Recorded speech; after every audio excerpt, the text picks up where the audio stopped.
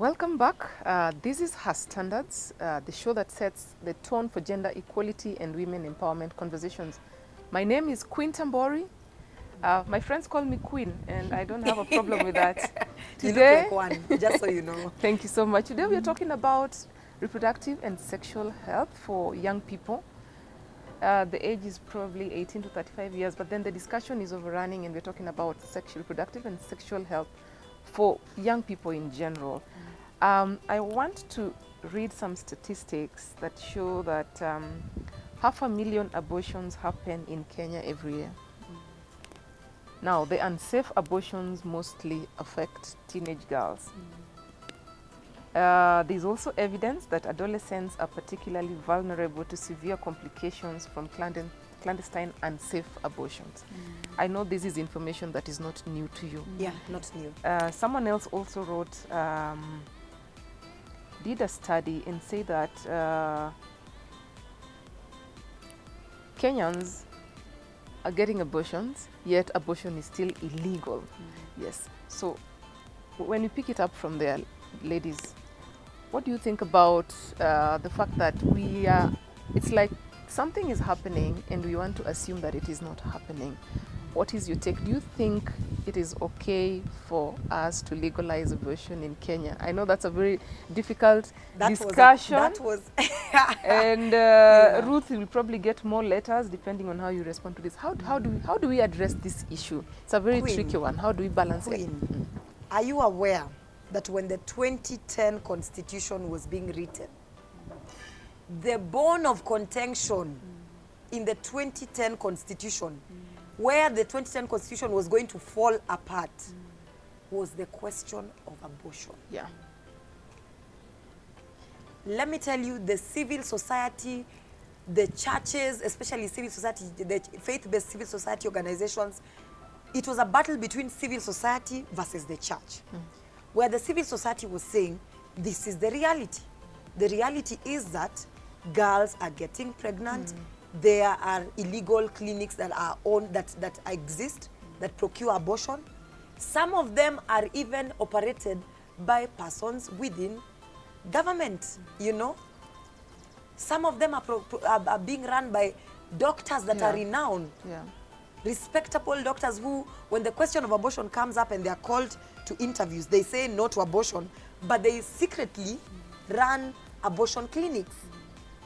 So that question of abortion, and it was a question where we were saying women have rights over their bodies, my body, my right? choice, yes. And then now it was a whole debate, a legal debate, as to whether the question of abortion should be legalized at the point where a mother is in danger, a pregnant mother is in danger, or should it just be legalized in general? Queen, this is my position on the story. If government is saying there is no to abortion, then all those illegal clinics needs to be shut down. Yeah. If government is saying that indeed, if the laws are saying that we are not a country that accepts abortion, then measures needs to be put in place to ensure that girls don't get pregnant at an early age. Societal, the entire society's fabric needs to be re-engineered to ensure that we have a safe space, number one, for girls not to be raped, because some of the girls procure abortion because they have been raped. Yeah. It's true that we are losing lives because of unsafe abortions. Yes. And it's true that we've been burying our heads in the sand. We don't want to talk about reproductive health. Yeah. But there is this platform known as Form Nigani. It's a platform which advocates, it's led by the youth, and it advocates for open conversations surrounding contraceptives. Yeah. So this platform, they carried out a research last year to analyze the effect of corona vis-a-vis access to information and contraceptives. Yes. I think I saw that. Was it called Future Scenarios Report on COVID and contraceptives? Yes. Sometimes last year at around June last year. So some of their findings were that one, because of corona, we know most people lost their jobs. There's no money. So very few people are now able to afford the contraceptive. So that was one of the impacts. The other impact is that, secondly, universities were closed. Colleges were closed. Most of these youths, they usually get free contraceptives in these campus, campuses. So the minute they were closed, we had around 16% of young Kenyans who are not able now to access to contraceptives. Yes. Yes. And then lastly, now we talk about in the households, we have free distribution of contraceptives. So the guidelines, because of Corona, it was restricted only to pills and condoms. Yes. Yes. But only 28% of households use pills and condoms. We know the obvious reasons. Yes. Yes, we know that men don't like their women to use contraceptives. So what do women do? They use it behind their back. So which ones can they use? The injections. Injections. Yes, the ones they need to go to the hospital and just get it from there. So again, because of the Corona, we know that this percentage, which do not use condoms, 72%. Yeah, around 72%. Now they're out of, they're not accessing their contraceptives. The teenage pregnancies was done by Kenya Health Information Management System. Yes. Surprisingly, you know, people thought that those numbers were high. It was higher the previous year. Oh my. It was but higher that was the just during the COVID just that period. during the COVID period, the numbers, I mean, there was that shock factor. Same way when we're giving out the COVID rate of infection, there's a shock factor because attention has been put to it. But previously, it's just that not much attention was given to it. But anyway, you know, you've mentioned something. Clearly, we are dealing with the consequences of something that, of a disease. The disease is that we are not talking about sexual and reproductive health enough, especially for our young people. And this somehow has promoted the culture of rape. And, you know, this reminds me, because there's been a lot of discussion around, you know, rape in relationships, rape in marriage, consent in relationship, consent in marriage, where people assume that, and this has always been general talk, that when women say no to sex, they mean yes. They mean yes. Yes. Ati anajifanya tu. Yes. She will come around. Does rape happen in marriage? Do you need sexual Rape consent in marriage? happens in marriage. Do you need consent in marriage? You need consent in marriage. You want to repeat that? I will repeat that. Yes. There is rape that happens in marriage, because what I was saying, some of the characteristics of consent is that consent has to be continuous. Where your yes has to be continuously yes. That throughout the process, I said yes at the beginning, I am still saying yes in the middle of this process, and at the end of it, I agree that I said yes. Meaning that even as you're married, at the start of the process, your wife says, yes, today we can engage. Yeah. In the middle, she decides, I don't feel comfortable. I feel like you're being too rough with me. Why are you? And I'm saying no. If you proceed, my friend, legally, she can sue you have raped that woman. Oh my God. And she can sue you, and you will be jailed. And this is something people need to know, applies not just to marriage alone, but even in relationships. That at the relationship level, if I said yes at the start, then somewhere in between I am feeling, and you know, people need to understand, men need to understand that by the time a woman is saying I'm feeling uncomfortable, there's a good reason for that. There's a good reason. They are actually feeling uncomfortable. They are probably, and by the way, this is not necessarily from my own personal experience. It's from legal documents and cases I have gone through, where the woman now narrates and says, by the way, people really need to take this seriously. I hope they're listening. Where the woman now describes and says, why were you saying it was rape and yet you're married? Before we wind up, what do you think is the role that men need to play, that the society need to play, that mothers need to play, that church leaders need to play, that government needs to play as far as this conversation is concerned? Let me start with you, Lina. Yes, I think I'll start with the government. Yeah. Government has put in place very nice policies.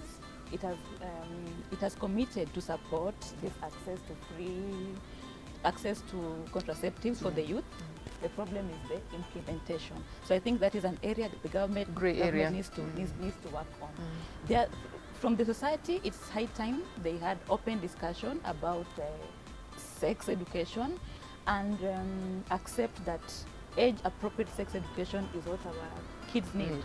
Because if these youngsters, if they're given the right information about their bodies and about their reproductive health, then they're in a better position to make informed choices, given that they also have the internet, which has free flowing information. Carry on. Yes. So if they don't get the right information from the right people, then that vacuum will be filled by misinformation, which leads to the statistics you've been reading for us. Okay. I will focus on government. When it comes to matters reproductive health care, I will not repeat what the teacher has mentioned, Lina. Yes.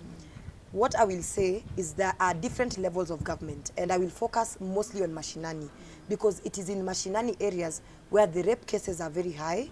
It is in mashinani areas where teenage pregnancies are now on the extreme rise. So I will focus on a different level of government, which is the local government, local leaders. And when I say local leaders, I mean women representatives, I mean members of parliament, I mean governors, I mean down to the level of the chief, to the level of the OCS, to the level of the community health workers, and the level of the elders within the society.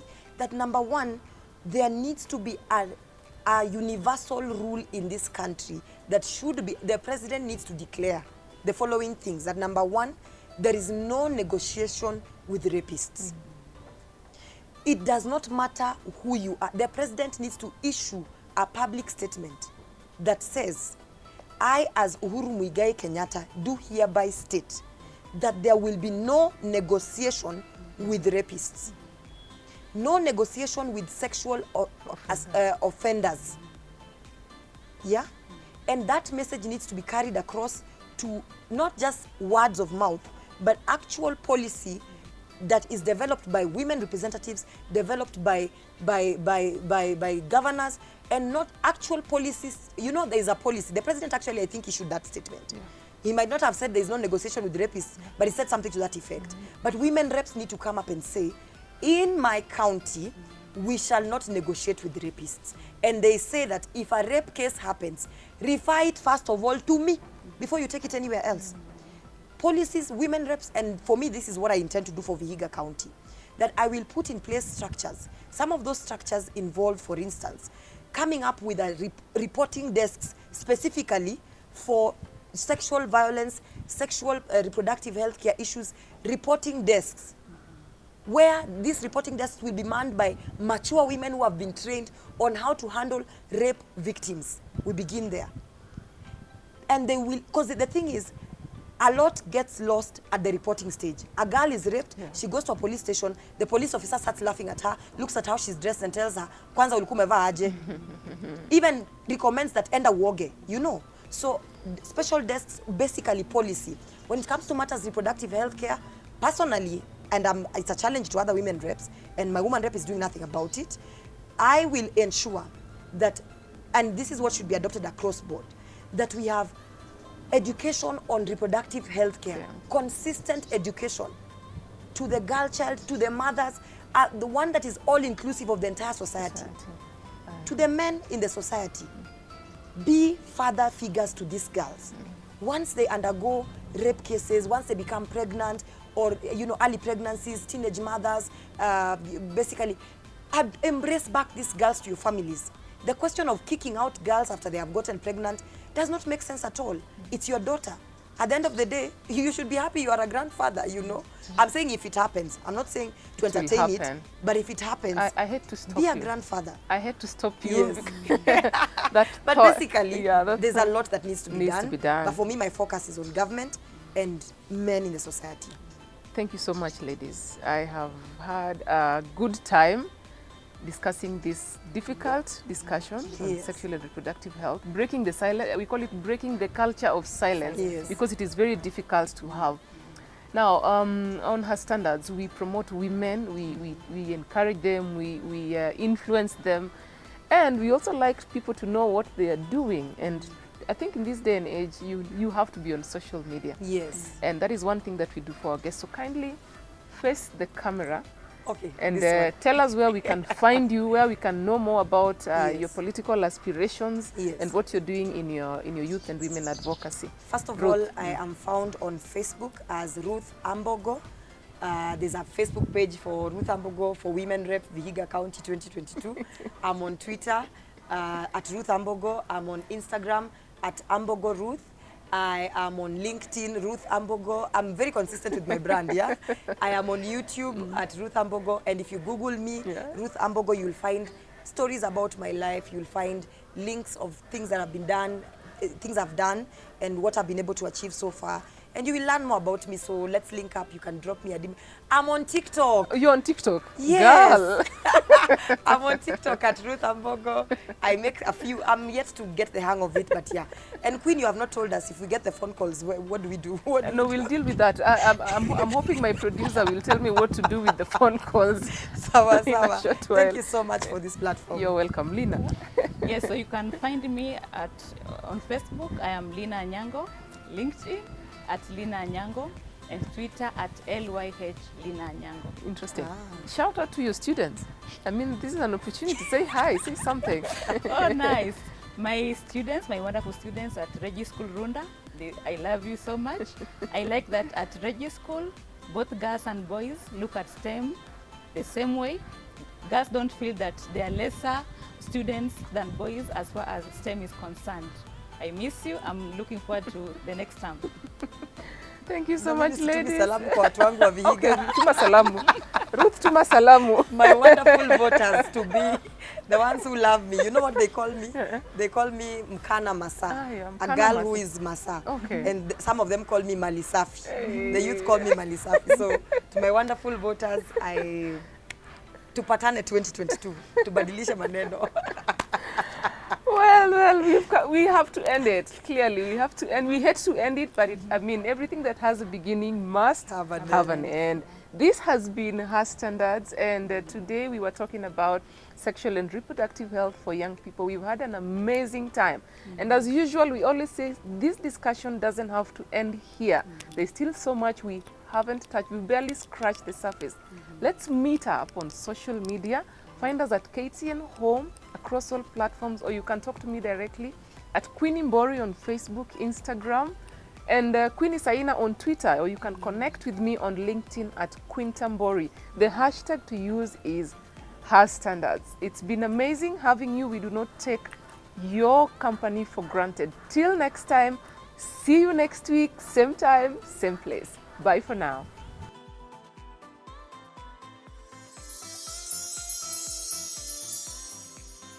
Good sexual and reproductive health is a state of complete physical, mental, and social well-being in all matters relating to the reproductive system.